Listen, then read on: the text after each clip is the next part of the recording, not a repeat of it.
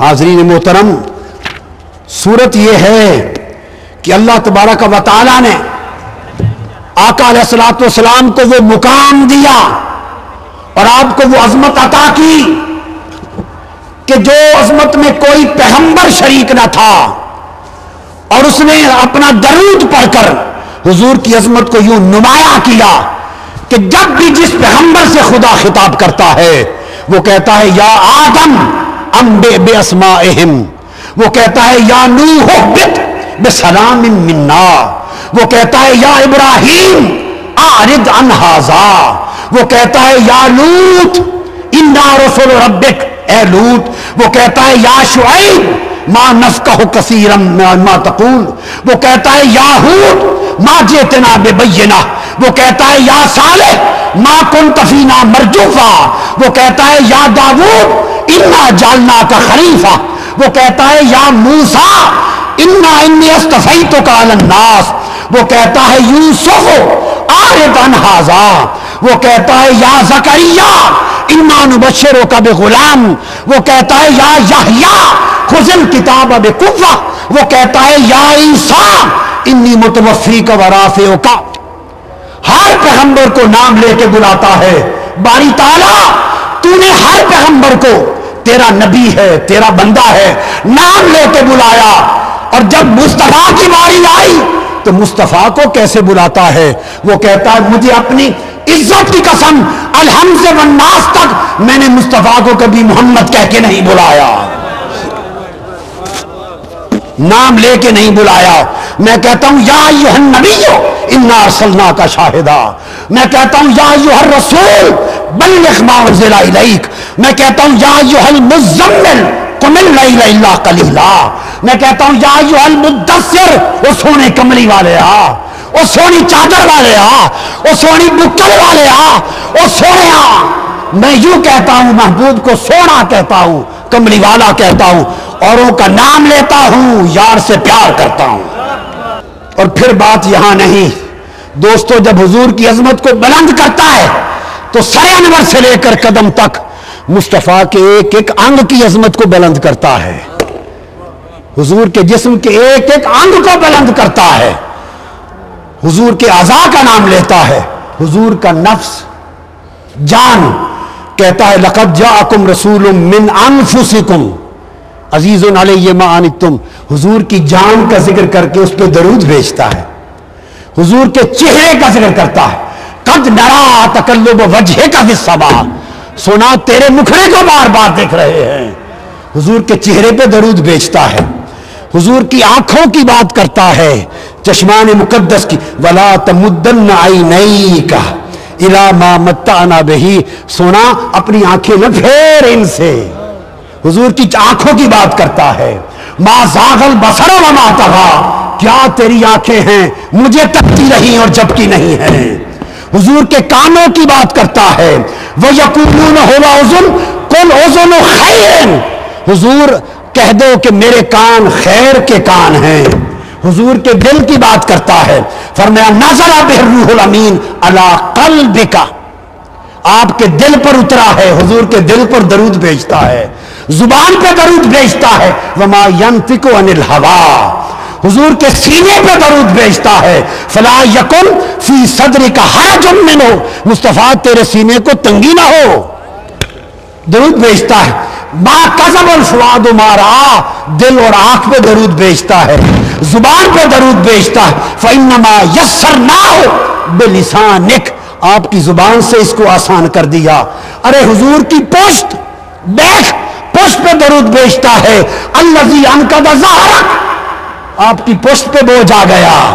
محبوب حضور کے ہاتھوں پر درود بھیجتا ہے، ولا تجعل یدک مغلولۃ الی عنقک، اپنے ہاتھوں کو گردن پر نہ باندھ، ہاتھوں پر درود ہے، گردن پہ درود ہے، دائیں ہاتھ پر درود ہے، لأخذنا منہ بالیمین، دائیں ہاتھ پر درود ہے، ولا تخط بیمینک، اپنے ہاتھ اور قلم سے لکھا نہ کر، وما انزلنا علیک القرآن لتشقی، مصطفیٰ کے قدموں پہ درود ہے، محبوب اتنا کھڑا نہ ہو کہ تیرے قدموں پہ ورم آ جائے، لقد خلقنا الانسان فی احسن تقویم، مصطفیٰ کی صورت پہ درود بھیجتا ہے. انک لعلی خلق عظیم، مصطفیٰ کے اخلاق پہ درود بھیجتا ہے. لعمرک انہم لفی سکرتہم، آپ کی پوری عمر پہ درود بھیجتا ہے. لا اقسم بہذا البلد، مصطفیٰ کے شہر پہ درود بھیجتا ہے. ووالد وما ولد، مصطفیٰ کے نسب پہ درود بھیجتا ہے. مصطفیٰ کے میراث پہ درود بھیجتا ہے. یہ بات کو ختم کرنے پر آ رہا ہوں دوستو. یہ وجہ تھی کیونکہ مصطفیٰ کی عظمتیں دکھائی تھی، تعظیم و تکریم کا سبق دیا تھا، اس لیے صحابہ کرام مصطفیٰ کے گرویدہ تھے. وہ دیکھتے تھے کہ جب خدا مصطفیٰ نماز پڑھتا ہو، قد نرا تقلب وجہک فی السماء، حضور نماز پڑھتے ہوں تو خدا حضور کے مکھڑے کو دیکھتا ہے. بات سمجھنے والی ہے. جب نماز میں خدا مصطفیٰ کے مکھڑے کو دیکھتا ہے تو وہ کہتے تھے پھر ہم نماز میں مصطفیٰ کا مکھڑا کیوں نہ دیکھیں. حضرت انس بن مالک روایت کرتے ہیں 5-7 مرتبہ صحیح بخاری میں حدیث آتی ہے انس بن مالک ان ابا بکر، حدیث ہے صحیح بخاری کی، کان یصلی لهم فی وجه النبی الذی توفی فیہ حتی اذا کان یوم الاثنین وهم صفوف بالصلاة فكشف النبي صلى الله عليه وسلم ستر الحجرة وينظر إلينا وهو قائم فتبسم ويضحك كأن وجهه بركة مصحف فهممنا أن نفتتن من الفرح برؤية النبي صلى الله عليه وسلم. ونكس أبو بكر على عقبيه ليصل الصف وظن أن النبي خارج إلى الصلاة وأرخى الستر وأشار إلينا نتم صلاتكم. صحابہ کہتے ہیں خدا کی قسم 3 دن بیت گئے تھے، مصطفیٰ کا چہرہ تکے ہوئے اداس تھے. حضور علیل تھے، ابو بکر جماعت کراتے تھے، حضور باہر نہ آئے تھے، نماز پہ کھڑے ہو گئے. فجر کی نماز تھی، ابو بکر نماز پڑھا رہے ہیں. ہم صفوف فی الصلاۃ، ہم نماز کے اندر کھڑے پڑھ رہے ہیں. نماز افاقہ ہوا، حضور نے گھر کا پردہ اٹھایا، تکا میرے غلام کیسے نماز پڑھ رہے ہیں. منظر دیکھنے کے لیے آئے، خوش ہوئے، تبسم کیا ہوئے، حضور کے چہرے پہ تبسم مچل گیا. صحابہ کہتے ہیں خدا کی قسم تبسم کے نہ چہرہ یوں لگا جیسے قرآن کھل گیا ہو. لوگوں پوچھتا ہوں کہ وہ مغار، وہ دروازہ تو اس وقت بائیں کندھے کے اخیر پہ تھا. صحابہ قبلہ رخ تھے، ریاض الجنہ میں قبلہ رخ تھے. جالی مبارک کا دروازہ اینڈ پر تھا. اگر کوئی نماز پڑھ رہا ہو، آنکھیں جھکی ہو تو بائیں کنارے پہ کون نظر آتا ہے؟ کوئی مسکراتا نظر آتا ہے.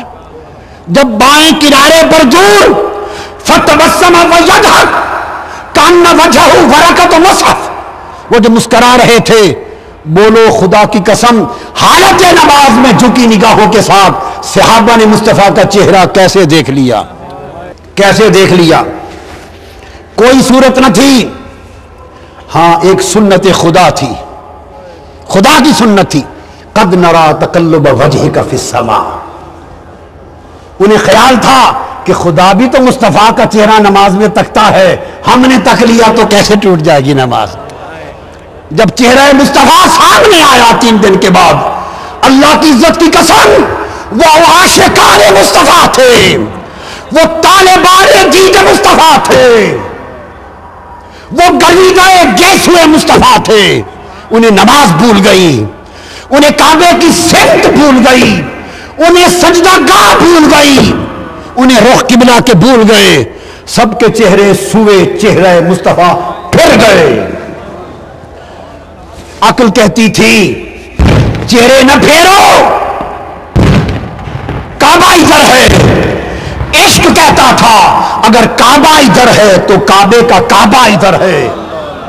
عقل کہتی تھی چہرہ پھر گیا نماز قضا ہو جائے گی. عشق کہتا تھا نگاہوں کی قضائیں، نمازیں جو قضا ہوں پھر ادا ہوں، نگاہوں کی قضائیں کب ادا ہوں. انہوں نے سمت کعبہ چھوڑ دی اور مکھڑا یار کے تکنے کو نماز بنا لی. اس کو علامہ اقبال نے کہا اذان ازل سے تیرے عشق کا ہے ترانہ بنی، ازاں ازل سے تیرے عشق کا ترانہ بنی،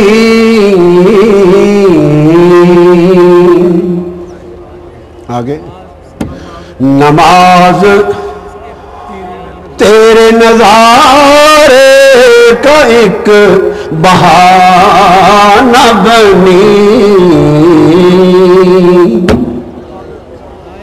ادائے دید ادائے دید سراپا نیاز تھی تیری، ادائے دید سراپا نیاز تھی تیری، اور کسی کو دیکھتے رہنا نماز تھی تیری۔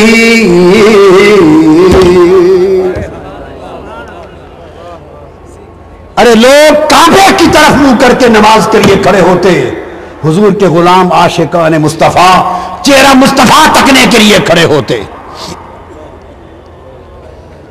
چونکہ تکریم و تعظیم کا سبق تھا، تعظیم و تکریم کا سبق تھا، اس لیے وہ کبھی حضور کے دیدار کو قضا نہ ہونے دیتے، حضور کے ادب اور تعظیم کو قضا نہ ہونے دیتے، اور ہر لمحہ ہر لحظہ وہ حضور کو تکتے، حضور پہ سلام پڑھتے، حضور کی تعظیم کرتے، بالوں کی تعظیم کرتے، جوڑوں کی تعظیم کرتے، جس جگہ پہ قدم لگتے خاک کی تعظیم کرتے، آثار کی تعظیم کرتے، لعاب دہن کی تعظیم کرتے، نسبتوں کی تعظیم کرتے، آل و اصحاب کی تعظیم کرتے، جن راہوں سے مصطفیٰ گزر جاتے ان مقامات کی تعظیم کرتے۔